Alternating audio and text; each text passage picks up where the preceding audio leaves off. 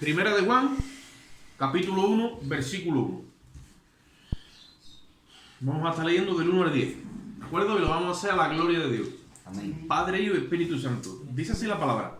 Lo que era desde el principio, lo que hemos oído, lo que hemos visto con nuestros ojos, lo que hemos contemplado y palpado en nuestras manos, tocante al verbo de vida, paréntesis, porque la vida fue manifestada y la hemos visto, y testificamos y os anunciamos que la vida eterna, la cual estaba con el Padre, se nos manifestó, cierra paréntesis, lo que hemos visto y oído, eso os anunciamos, para que también vosotros tengáis comunión con nosotros, y nuestra comunión verdaderamente con el Padre y con su Hijo Jesucristo. Estas cosas os escribimos para que vuestro gozo sea cumplido. Este es el mensaje que hemos oído de él. Y os anunciamos, Dios es luz, y no hay ninguna tiniebla en él. Si decimos que tenemos comunión con él y andamos en tinieblas, mentimos y no practicamos la verdad. Pero si andamos en luz, como él está en luz, tenemos comunión los unos con los otros, y la sangre de Jesucristo, su Hijo, nos limpia de todo pecado. Si decimos que no tenemos pecado, nos engañamos a nosotros mismos, y la verdad no está en nosotros. Si confesamos nuestros pecados, Él es fiel y justo para perdonar nuestros pecados y limpiarnos de toda maldad. Si decimos que no hemos pecado, le hacemos al mentiroso y su palabra no está en nosotros. Bendita su palabra. Gracias, Señor. Amén. Bien. El apóstol Juan es el apóstol que se entiende que la óptica que Dios le dio es como más profunda que los demás escritores de los evangelios, porque el apóstol Juan también tiene un evangelio. Se conoce el evangelio de Juan. ¿Vale? Tenemos el evangelio de Mateo, el evangelio de Marco, de Lucas y el evangelio de Juan. Y después Juan también escribió aparte 3 epístolas más y el libro de Apocalipsis. Entonces la revelación que Juan nos trae, su hora, a la hora de expresar por el Espíritu Santo lo de Dios, él siempre se remonta a una cosa, dice, desde el principio. Él usa el término el principio. ¿Os acordáis cuando la Biblia habla en el Génesis 1 que dice, en el principio, ¿qué pasa? Creó Dios los cielos y la tierra. ¿Vale? Eso es el principio de lo que podemos conocer como la materia, ¿no? Tiempo y espacio, todo lo que es nuestro crono. Pero Juan no se está refiriendo a ese principio. Está diciendo, en el principio era el verbo, dice Juan 1. Ahí dice, lo que era desde el principio, lo que hemos oído y lo que hemos visto con nuestras manos. ¿A quién se está refiriendo cuando dice lo que era desde el principio? Es a Cristo. ¿Cristo qué era desde el principio? Era el verbo. Entonces Juan se está refiriendo o nos está revelando un principio, valga la redundancia porque estoy usando la misma palabra, que es un principio. Un principio es un pilar, un fundamento. Nos está revelando no el principio de todas las cosas cuando Dios empezó a ordenar. No, antes de eso, dice, y bueno, y antes dice, Juan también usa el término el principio, pero se está refiriendo a un principio que no tiene principio, para que nos entendamos. Pues allí en ese principio ya estaba el verbo. Eso es lo que Juan nos está mostrando a través de esta epístola. Nos está mostrando a Cristo desde antes de la creación del mundo. Tú mira hasta donde Dios, en su misericordia, puede venir a un corazón y revelarle, de correr la cortina, no de hace 3 semanas, no hace de 1000 años, no hace 2000 años, desde antes de la creación del mundo, nosotros podemos ver con nuestros ojos espirituales, cuando nos somos nombrados por la palabra, ¿quién era Dios? El verbo. El verbo. En el principio, Él era el verbo. El verbo, ¿qué pasa? Estaba con Dios, dice, y el verbo era Dios. Solo que hay mucha distorsión con la doctrina de los testigos de Jehová, porque ellos no acaban de asimilar eso, porque eso es una revelación de la Trinidad. Si Dios en la eternidad está callado y no se expresa, aun cuando Él está allí, no pasa nada. Pero en el momento que Él se expresa, ya todo empieza a coger color. ¿Cuál es la expresión de Dios? Es Cristo. El verbo. La palabra salió de su boca. Mientras que no, estaba aquí en su cabeza pensante, pero no se expresó. Lo que pasa es que Dios es verbo, Dios se expresa. Acción. ¿Tú te imaginas tú sin poder expresarte? ¡Uf! ¡Qué impotencia!, ¿no? ¿Y tú con todo eso de contenido? Dios se tiene que expresar. Él es expresión. ¿Quién o qué es la expresión de Dios? Es el verbo. Lo que nosotros hoy llamamos Cristo. Pero él ahí no lo llama Cristo, le está diciendo en el principio. Porque en el principio no era Cristo, no era el Mesías, ni siquiera era Jesús de Nazaret. Era verbo. Verbo. Dios se expresaba, daba la orden. Y el Espíritu Santo, el ejecutivo, el que ejecutaba. Hacía todas las cosas. Ahora, el apóstol Juan está usando el término principio también para referirse a la eternidad y usa términos también como lo que hemos oído, lo que hemos visto, lo que hemos contemplado y lo que hemos tocado. O sea, ¿qué pasa cuando nosotros leemos esto de la boca del apóstol Juan? Que estamos recibiendo algo que es de primera mano. Porque dice Juan, esto que estaba en el principio se materializó, o sea, se hizo carne. Y nosotros, dice, lo hemos visto con nuestros ojos. Lo hemos tocado. Lo hemos contemplado. Toda esa acción, Juan dice, yo te doy fe de que eso estaba concentrado en la persona de Jesús. Y nosotros lo hemos visto, lo hemos tocado, lo hemos contemplado, dice ahí. Y después dice, lo que nuestras manos palparon tocante ¿qué? Al verbo de vida. O sea, ahora voy a decir una cosa. Estamos hablando con un hombre que ha estado literalmente en contacto con algo que vino de la eternidad y se materializó y se hizo carne. Y este hombre nos dejó esta epístola. O sea, no hay nada, ahora mismo hablando, no hay nada más directo que la Escritura. Y hoy día la Iglesia ha cogido una tendencia a desprenderse de la Escritura y a escuchar a los predicadores. Yo no digo que sea malo. Y yo no digo que los predicadores estén diciendo algo que no sea fuera de la palabra o fuera de Dios. Sí, pero ya la Iglesia por sí misma ha perdido el contacto con la Escritura. Este hombre dice, yo lo toqué con mis manos. Yo lo miré con mis ojos, yo lo contemplé. Yo quiero también eso. ¿Cómo? Cuando yo toco la Escritura. ¿Cómo se toca la Escritura? Con el Espíritu. Se toca la Escritura. Porque el Espíritu que tenía Juan, el mismo que tengo yo, y él fue el que la inspiró. Y puso a este hombre, porque la Escritura dice la Biblia que la palabra no es de interpretación privada, sino que los santos hombres de Dios escribieron inspirados por el Espíritu Santo. Por lo tanto, estamos hablando de que este libro, como otro, esta epístola, viene de primera mano.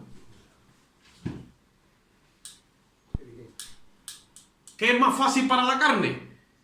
Pues ya de segunda o de tercera mano, porque cuando escucho una prédica, un estudio, esto, lo otro, ¿vale? Pero ya entonces, tú ya estás comiendo de la boca de otro. Ustedes entienden lo que es eso, ¿no? Pero, yo no digo que no, eso no sea, pero el diseño de Dios es que tú comas de primera mano de la mano de Dios. No sé si yo me llego a explicar. Esa es la importancia de tener contacto con la Escritura. Si tú tienes contacto con Dios a través de la Escritura, difícilmente, por no decir imposible, tú te vayas a extraviar. Difícilmente a ti te engañes. Porque has aprendido a manejar la herramienta de la Escritura. Hermano, la Escritura tiene un poder. Ella contiene la revelación. No la tiene ningún hombre. La contiene la Escritura. Los hombres que contienen la revelación de Dios es porque están llenos de la Escritura.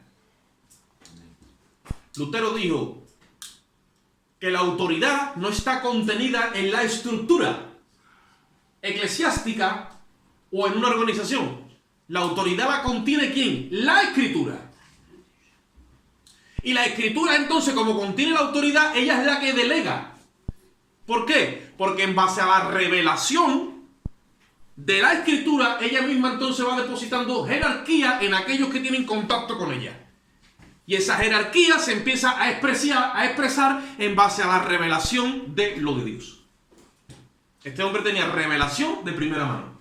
Y mira el celo que tiene, que dice, porque, y mira que paréntesis, dice, porque la vida fue manifestada. Mira el nombre que le da a Cristo ahora. La vida. La vida fue manifestada. No, yo tengo vida. No, tú existes. Cuando tengas a Cristo, entonces tendrás la vida. Y la vida se le manifestó a estos. Esta gente eran galileos, de la parte norte de Israel, pero era gente sencilla, gente rústica, que se dedicaban a la pesca. Igual que aquí podemos decir, pues mira, pues este hombre es albañil, otro es fontanero, este es sencillo, de lo más ordinario que hay, padres de familia tirando para adelante de sus casas. Y el Señor se le manifestó a ellos. Este que está escribiendo aquí, ¿sabe usted dónde estaba? Él estaba con su hermano, Jacobo, remendando las redes con su padre Zebedeo. Y estando ahí, escucharon una voz que los llamó.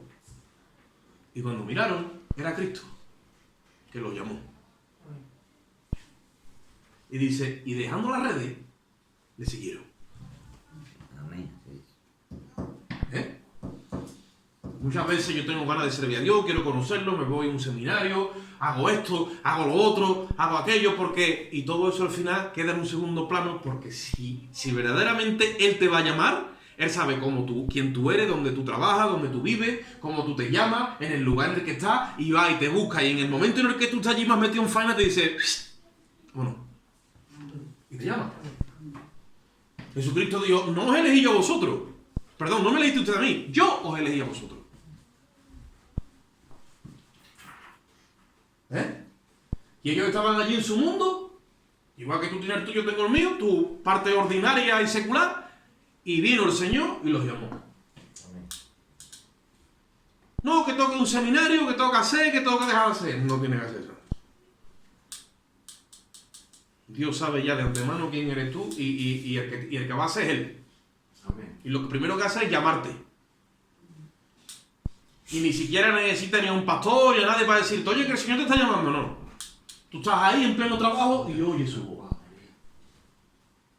Y te habla. Dice Juan. Porque la vida fue manifestada y la hemos visto. Dice, testificamos y os anunciamos que la vida eterna, la cual estaba con el Padre, se nos manifestó. Cuando la Biblia habla de vida, es vida eterna. En Dios no existe vida temporal. También cuando la Biblia habla de muerte eterna. Porque el que no está con la vida, el que no está con Dios, que es vida eterna permanente, está lejos de Dios, entonces es muerte eterna permanente. Por eso dice, la vida eterna estaba con el Padre, ¿y qué hizo el Padre? Soltarla. Para que esta gente la aparparan y la empezaran de alguna forma a entender. Ahora, dice en el versículo 3, lo que hemos visto y oído, mira cómo lo repite. El versículo 1 dice, lo que hemos oído, lo que hemos visto, lo que nuestros ojos han contemplado. ¿Qué pasa ahora? Te lo está testificando otra vez en el versículo 3, como yo dije antes, la palabra clave. Mira, el versículo 3, lo que hemos visto y oído, eso os anunciamos, para que también vosotros tengáis comunión con nosotros. Y dice, porque nuestra comunión verdaderamente es con el Padre y con su Hijo Jesucristo. Estas cosas os escribimos para que vuestro gozo sea completo o cumplido. ¿Qué es lo que sucede? La vida eterna, porque la vida que procede de Dios eterna, le fue manifestada a estos, en ese momento no eran ni apóstoles, eran judíos, sencillo, dice. Así que cuando recibimos el anuncio directamente de las Escrituras, entramos a tener comunión con los apóstoles del primer siglo. Está fuera del orden que yo diga, yo tengo comunión con el apóstol Juan. Yo tengo comunión con el apóstol Pablo.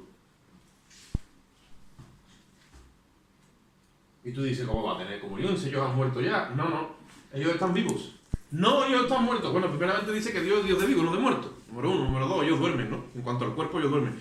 Pero sus epístolas están vivas porque ellos escribieron de parte del Espíritu de Dios. Entonces, cuando nosotros desciframos el contenido de las Escrituras, ¿qué dice? Estas cosas que nosotros hemos tocado y palpamos, nosotros las decimos, dice, para que tengáis comunión con nosotros. ¿Qué lo dice? ¿Qué versículo es ese? Juan. Versículo. Versículo 3. Lo que hemos visto y oído, esto os anunciamos, para que vosotros tengáis comunión con nosotros. Y nuestra comunión es con el Padre y con el Hijo. Porque nosotros, hermanos, cuando profundizamos, porque, digo, ¿no? Es el principio de la lectura, ¿no?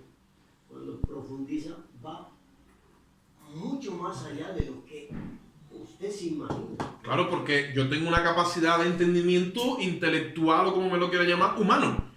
Cuando te metes aquí, ya sales de lo humano, entras en la inteligencia espiritual. Eso le pertenece a Dios. Pero Dios por su espíritu nos instala la mente de Cristo. Como dije antes, la paciencia tenga sobre completa. Evidentemente eso no es para hoy y para mañana. Tiene su tiempo, su procesamiento. La mente de Cristo no nos la puede instalar el Espíritu Santo de la noche a la mañana, porque nacemos de Dios, del agua y del Espíritu, somos como bebés, llevamos un tratamiento, vamos creciendo, pero llega un momento que cuando entramos en una madurez ya tenemos la mente de Cristo. ¿Qué pasa con la mente de Cristo? Que podemos entender a Dios por la Escritura. Cuando ya la tienes instalada, eso es a fuego, ¿eh? Eso no es que te la ponen con un velcro, eso es a fuego. A fuego quiere decir que ya la mente de Cristo y la tuya es una sola mente. Porque la paciencia ha tenido su obra completa. Y se han pasado muchas pruebas, se han pasado muchas fatiguitas para que eso se quede como una sola pieza. Dice Juan, estas cosas que nosotros hemos visto, os anunciamos, dice, ¿para qué? Porque hay un para qué. Todo tiene un para qué y un por qué. Dice, para que vuestra comunión sea con nosotros. Dice, ¿pero por qué? Porque nosotros tenemos comunión con el Padre y con el Hijo. O sea que si tú recibes esto de primera mano, porque yo te lo estoy escribiendo, que aquí no había más intermediarios, tú vas a entrar directamente a la comunión con el Padre y con el Hijo. Porque hoy día hay mucha comunión, pero no con el Padre y con el Hijo.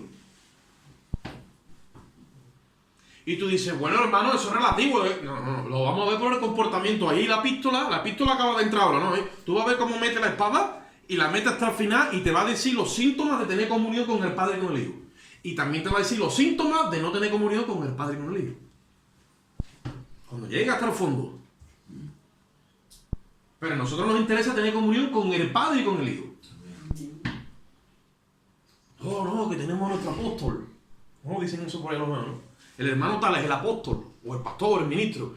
¿Quién van a ser nuestros apóstoles? Yo prefiero andar con el apóstol Pablo, el apóstol Pedro, el apóstol Juan. Bueno, pero hoy apóstoles, bueno, no voy a entrar a discutir eso, pero a mí me interesa andar con esta gente. ¿Por qué? Porque esta gente andaron con él. Esta gente andaron con él. ¿O no? Juan anduvo con Cristo y lo vio resucitado. Y Pablo también. Entonces, a mí me interesa andar con ellos. ¿Cómo? Con la Escritura. Amén. Como cojo la Escritura y me meto y estoy andando con ellos. Como el hermano, que el hermano por su situación muchas veces le da experiencia y se ha visto muchas veces andando. Y con el Señor y andando con el Señor.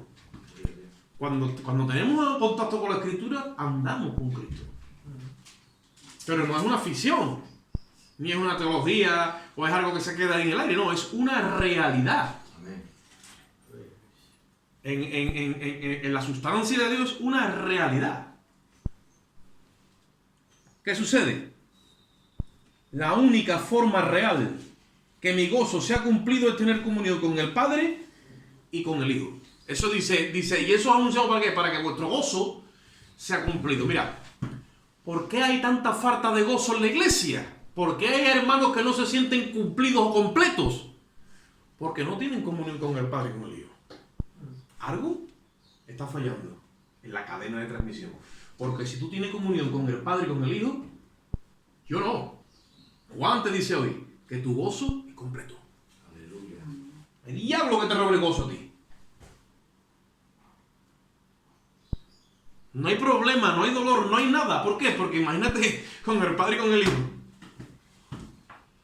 Por el Espíritu que está en ti. Y con la Escritura. ¿Entendéis? Ahora dice en el versículo 5. Gloria a Dios. Versículo 5. Vamos a empezar ya. Y este es el mensaje que hemos oído de él. Porque ellos lo tocaron, lo palparon, lo contemplaron, pero también lo escucharon. Y este es el mensaje que hemos oído de él, dice él, ¿eh? Y este es el mensaje que hemos oído de él y os anunciamos. Ahí va, el mensaje. Dice que Dios es luz. Y no hay ninguna tiniebla en él. Eso es para cogerlo tranquilo y empezar a meditarlo con la mente de Cristo para yo sacar el extracto verdadero de lo que Juan me quiere comunicar a mí. Porque por tradición o por cultura, no, Dios es luz. No hay ninguna tiniebla en Dios. Pero ya, vale, tranquilo. Estamos hablando de que te vamos a anunciar a ti una cosa para que tú tengas comunión con Él. Y si tú vas a tener comunión con Él, debes de saber esto, que Dios es luz. Y no hay, dice, bueno, un poquito, dice, no hay ninguna tiniebla en Él. El Señor quiere que la iglesia entre a esa realidad. No que la iglesia diga un montón de cosas, pero no sepa lo que está diciendo porque le falta comunión. Nos va a meter ahora bien metido a esa luz que nadie podía entrar en la antigüedad, porque Él habitaba en luz inaccesible. Pero cuando vino Cristo y nos reveló, nos ha hecho partícipes de esa luz a la cual nadie podía acceder. Y cuando empezó el Señor a expresarse en carne, se dieron cuenta de que además de que Él es la luz, dice, no hay ninguna tiniebla en Él. Ahora hay que empezar a analizar si nuestra comunión ya verdaderamente es con el Padre y con el Hijo. ¿Vale? Ahora, ¿qué son las tinieblas? Antes éramos tinieblas. ¿Qué son las tinieblas? La gente mala, la oscuridad, las cosas malas, dejando. Apartado de Dios. Hay una definición que dice tinieblas es la ausencia de luz. ¿Será que la luz que hay en nosotros no es la luz verdadera que se expresa o se tiene que expresar? En estos apóstoles se expresaba, cuando tú tienes comunión con el Padre y con el Hijo, ahí hay luz verdadera. Cuando hay luz verdadera, porque está el Padre y el Hijo, y tú tienes comunión con ellos, comunión, que te sienta a la mesa con ellos como uno más. Allí no puede haber tinieblas simplemente porque la tiniebla es ausencia de luz. Y si hay luz verdadera, la tiniebla por incomparecencia es que no puede estar por defecto, no puede estar. Porque yo te lo estoy explicando de esta forma. Porque nosotros tenemos que entender que nuestra mente, cuando no está alineada con la mente de Cristo, porque no hemos recibido esa mente de Cristo y se desalinea, nuestra conciencia entonces se ensucia y permite muchas cosas.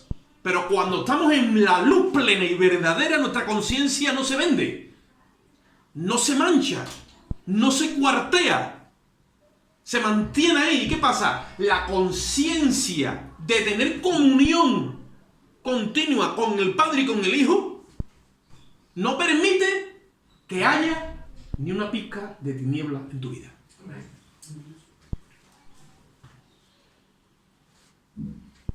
Por eso que cuando el Espíritu Santo a ti te dice esto o lo otro, es para que tú lo hace a través de la conciencia, para que tú seas quien coge la escoba y saque las tinieblas de tu corazón para que la luz permanezca. Amén. O si quieres que te lo diga a la inversa, cuando el Espíritu Santo te dice cosas es para que tú te agarres a la luz, y cuando te agarres a esa luz, como ahora el apóstol Juan lo especifica, si tú estás en luz y tienes comunión con Él, ¿qué es luz? ¿Qué es lo que pasa? Dice, la sangre de Cristo, ¿qué hace? Te limpia. Porque ahora vamos a ver que la sangre hace una función. ¿Cuál es? La de la limpieza de tu conciencia.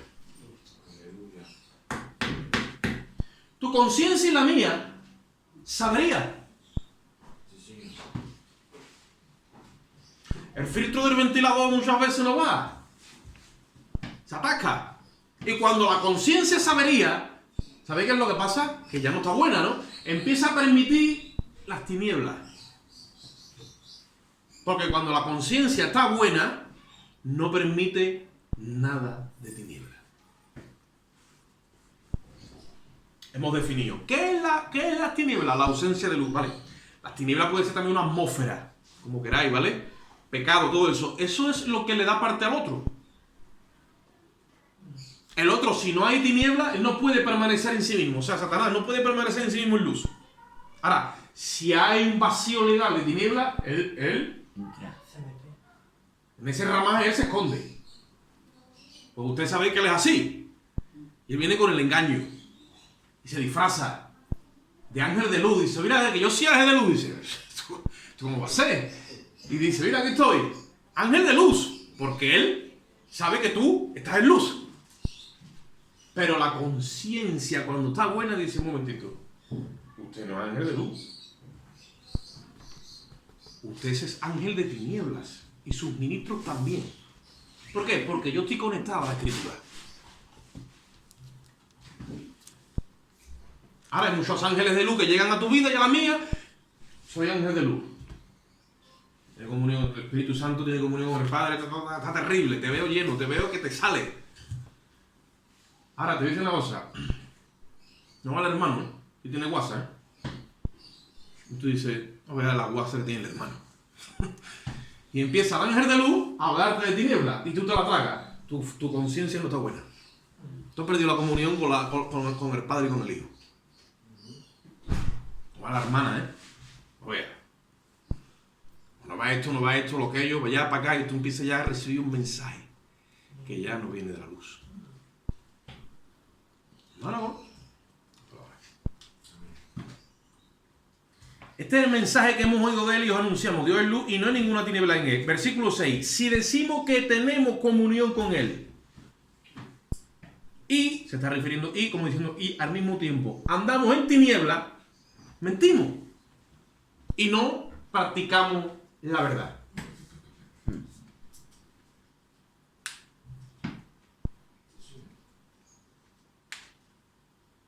Entonces Dios aquí va a usar al apóstol Juan para darnos una revelación desde el versículo 5 al versículo 10. ¿Una revelación de qué? De que nosotros estamos sujetos todavía a una naturaleza caída.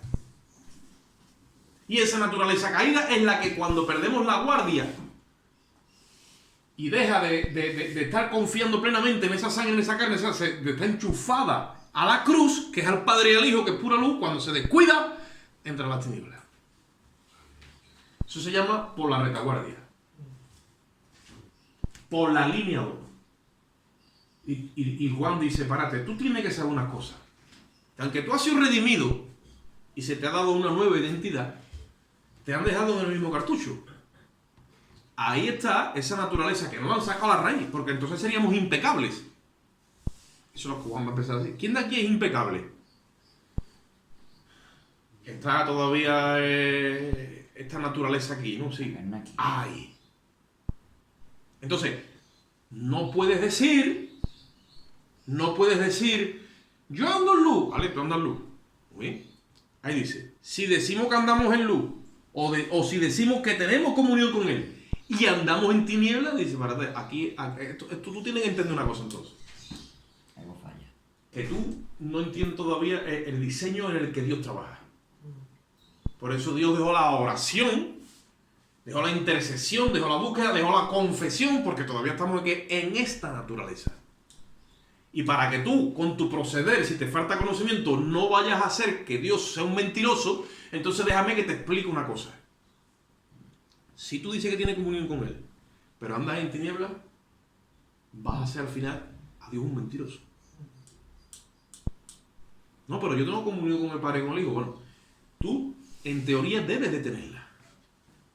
Pero tú estás vigilando tu naturaleza caída. Tú estás enchufado a la cruz.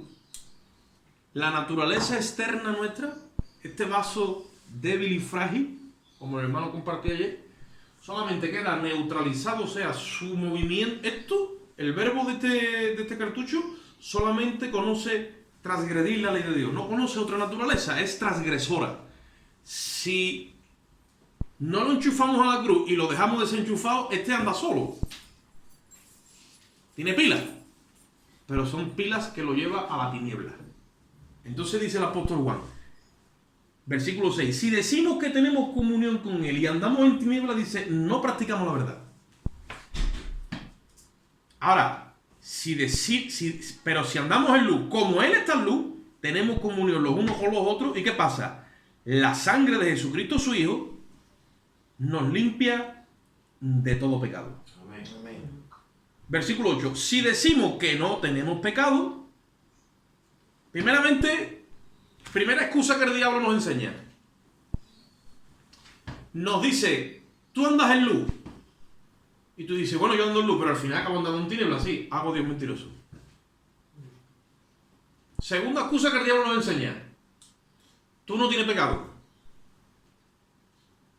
Te está diciendo una verdad entre comillas, ¿verdad?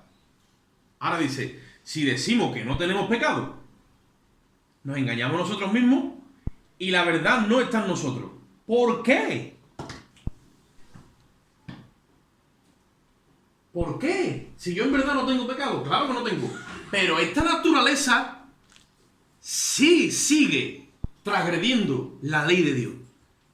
Y como yo me descuide y la deje 2 minutos sola, me lleva a transgredir la ley de Dios.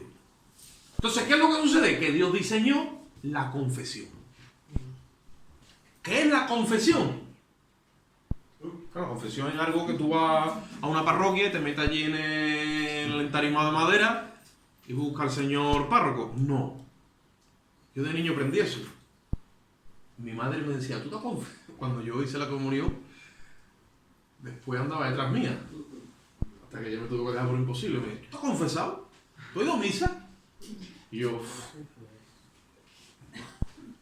Primero tiene que ir a misa y después ya hace tus cosas. Se quedaba ya tranquila para que yo limpiara mi conciencia. Siempre estaba con ese detalle. Dice ahí, versículo 9. Si confesamos nuestros pecados, Él es fiel y justo para perdonar nuestros pecados y limpiarnos de toda maldad. Bendito sea su nombre, aleluya. Tremendo. Es como que ya lo damos por hecho y dejamos la confesión de un lado. ¿Qué significa confesar? Viene del griego. Significa estar de acuerdo con. Yo tengo que estar de acuerdo con Dios todos los días en que me ha dado su justicia, pero que el hombre externo es pecador. Entonces le reconozco que esa naturaleza está en mí y le digo, por favor, Amén. agarra tú. Amén. Que esta naturaleza se quede neutra, porque a ti no te va a glorificar. Amén. ¿Quién glorifica a Dios? La de adentro. Amén. La de afuera no. La de afuera la ves a 5 minutos suelta Adiós. y ya otra vez. Eso es como las leyes de la física. Tú no pretenderás que tú sueltes un balón en una cuesta abajo y salga corriendo para arriba. Por lo mismo le pasa a la carne, lo mismo le pasa a la naturaleza caída. Entonces tú tienes que aprender a decir cómo son las cosas. Yo sigo en una naturaleza caída. Amén. Y lo confieso. Y pido a Dios que me mantenga entonces enchufado a la cruz. Aleluya. Y entonces cuando me mantengo enchufado a la cruz, estoy como enchufado a la Escritura y tengo comunión con el Padre y con el Hijo. Y llega un momento que si yo estoy andando en tinieblas, viene el Señor, viene un hermano y me dice, hermano, yo ando en tinieblas. Amén. Ayúdame, vamos a orar. Amén. Y dice el Señor, ¿ha confesado? Sí, gloria a Dios, ha vuelto a la luz. Y como ha vuelto a la luz, como yo mismo estoy en luz, ¿qué pasa? La sangre de Jesucristo lo limpia todo pecado. Amén. Y entonces tenemos comunión los unos con los otros. Pero muchas veces por falta de entender estas cosas, que esto es algo personal, esto es como si dijera, esto es el aseo, hermano, personal de cada uno. Sí, Señor. Porque si tú no vas al baño durante un mes y después te metes aquí entre nosotros va a llegar un momento que te vamos a decir, hermano, un ejemplo, ¿no? No, sí, pero que. Tú Lávate ¿tú ya. hace tiempo que ves la ducha o es que te ha cogido un lazo? Y tú dices, ay hermano, pues, es verdad, es que me ha cogido, que estoy trabajando, esto, otro. Gloria a Dios. No, yo huelo bien. Ese es el problema. Estoy parafraseando, trasladándolo a otra esfera para que lo entendamos, lo que hacemos. Porque está acostumbrado al detergente, a desodorante, que es más rápido. Pero llega un momento que Que cabo. Esto es lo mismo. como adora a Dios, Aleluya. No levante los sobacos. como adora a Dios con mucha efusividad, nos mata aquí a todos. Entonces, ¿qué es lo que sucede? La oración de confesión es necesaria en nuestra vida, porque allí Dios te va a enseñar si estás andando en tinieblas. Amén. Wow. Y te voy a decir una cosa, no hay nada de malo en buscar a un hermano y hermano, ayúdame porque tengo esta situación. Sí, Señor. Yo no quiero andar en tinieblas. No, hermano, tú... Sí, pero tengo unas cosas. Y él me las demanda. Y no las puedo vencer. Lo que quiere que sea así. Ahí está la voz en tu vida. Amén, amén. Así es. No estás haciendo que Dios sea un mentiroso. Dios es verdad. ¿Por qué? Porque me han dejado nuestra naturaleza para que pelee. ¿Cómo? ¿Con tu fuerza? No. Con la fe de Cristo. Amén. Y esta es vuestra fe, dice el apóstol Juan. Esta es vuestra fe. Esta es vuestra victoria, dice. Vuestra fe, dice. Amén. Ha vencido al mundo. Si Cristo venció al mundo con esa fe, eso es lo que él ha metido por dentro. Llega un momento que esta fe se le impregna de afuera y la doblega. Pero no que tú... La naturaleza pecaminosa no la vamos a vencer en que tú la doblegues. Porque eso es legalismo, o judaísmo, lo que tú quieras. Y todos vamos a pasar por ahí. Y yo muchas veces he intentado doblegarla y la he tenido amordazada, ¿eh? Días, semanas, incluso meses. Pero ¿qué pasa? Cuando hace así y se quita la llave que le había hecho y se desmelena, ahora dice, ahora te vas a enterar. Y se recupera. Entonces se pone el día. Se cobran los atrasos, los finiquitos y las pagas extras. Y coge el diablo y me pega una arrastrada que me deja nuevo. Y ya muchos hermanos por eso es que están en confusión. No, yo no valgo, esto así no es. O yo no estoy para esto, hermano. Y los engaña Satanás. No. ¿Por qué? Porque este que nos está hablando era un Galileo y alguien más sencillo. Él estaba allí. ¿Y qué pasa? Él de primera mano dice que lo tocante al verbo de vida, lo que tiene que ver con la vida eterna que estaba con el Padre, él llegó a tocarlo y a palparlo y lo contempló. Y él quiere que eso que él vivió también lo tengamos nosotros. Para que la comunión nuestra sea con el Padre y con el Hijo. Cuando el Padre y el Hijo te enseñan a ti el diseño que Él tiene con cada pecador en esta tierra, de salvarlo a través del sacrificio de la cruz, entonces que se te despierta a ti la mente, o sea, la conciencia hacia la verdad. Y aunque tú tienes errores, pero andas en la verdad. ¿Por qué? Porque le confiesas a Dios tus pecados. Y la Biblia dice que cuando tú le confiesas a Dios tus pecados, Él, no tú, Él es fiel y justo para perdonar tus pecados y limpiarte de toda maldad. Amén. Porque Dios, ¿qué dice? Tú me confiesas a mí tus pecados, sí. Y Dios dice, este pecado ya lo ha pagado mi Hijo. Por lo tanto, te limpio. Y te sana. Y de toda maldad. ¿Por qué? Porque ya hay alguien que la ha pagado. Alguien que no es justo dice, bueno, ¿tú no vas a pagar por el pecado? Sí, dice, bueno, Jesucristo me ha pagado. Pues lo cobro doble. No, Dios es justo. Y cuando le confesamos esas verdades a Él, ¿qué pasa? Estamos diciendo, yo quiero andar en la luz porque tú eres luz. Y como he aprendido, lo mismo que el apóstol Juan, el mensaje de que Dios es luz y ninguna tiniebla hay en Él, por favor, saca de mí las tinieblas. Amén. Porque yo quiero tener comunión contigo y con mis hermanos. Amén.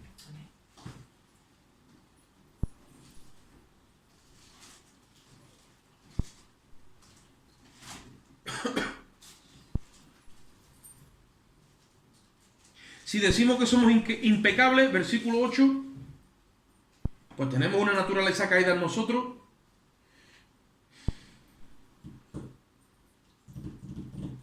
Estamos mintiendo. Porque no han sido quitadas las inmundicias de la carne. Pero si ando en el Espíritu, aunque estén ahí, no me afectarán, pues estarán crucificadas juntamente con Cristo. Te voy a hacer una pregunta. ¿Cuántas veces tú has tenido una debilidad con algo y no eres capaz de dejársela a Dios en su mano y no sabes cómo llevar eso a la cruz? En el momento que tú lo confiesas y reconoces tu debilidad, le autorizas a que el Espíritu Santo coja esa debilidad tuya y la lleve, tus pasiones, tus deseos, tu carne, tu yo, lo lleve y lo crucifique.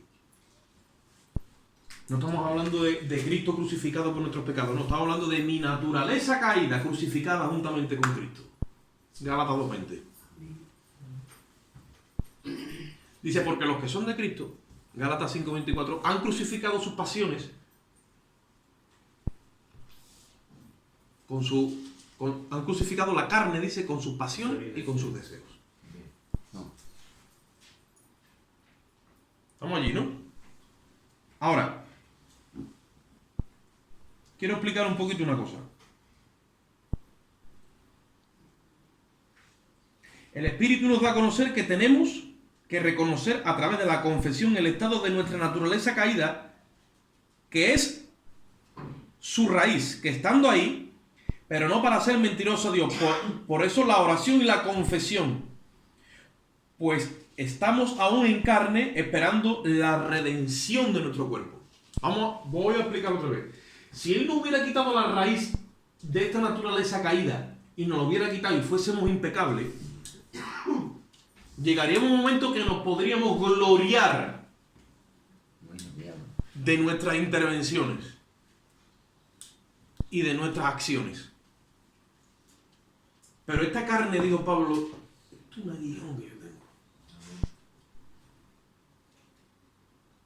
Entonces, ¿qué pasa con ese aguijón? Te obliga a estar buscando a Dios.